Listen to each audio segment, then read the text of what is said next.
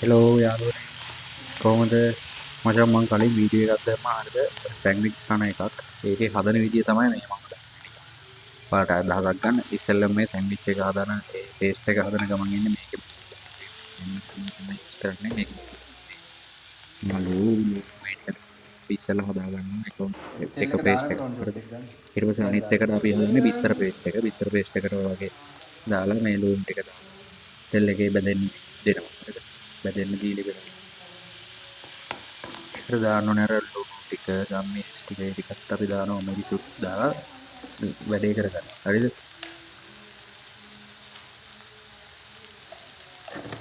ඔය තියෙන්නේ ගම්මිරිස් කුඩු දැම්මේ.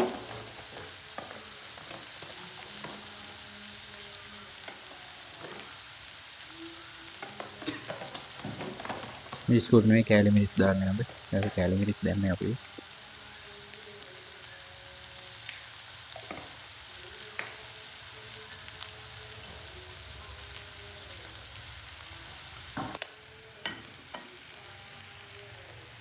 ඊට පස්සේ මචං ඒකට බිත්තර දෙකක් තුනක් විතර කඩලා දාගන්න තියෙනවා. ඔයාලට සෙට් වෙන ගන්නට බිත්තර ටික කඩලා දාගන්න.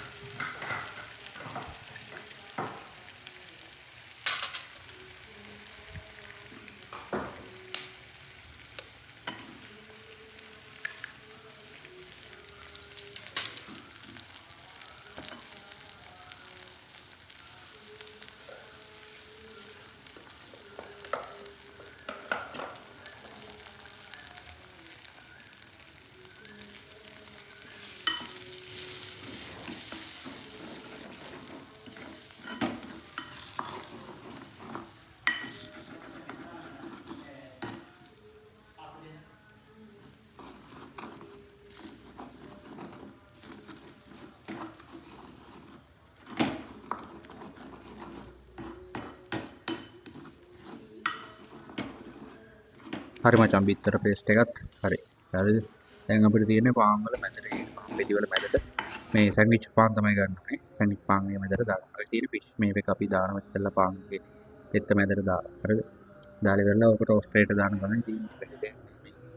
මේක මේ පොඩි දෙයක් තියෙන ඉතින් මේක කියලා දෙන්න ඕනේ දෙයක් නෙවෙයි.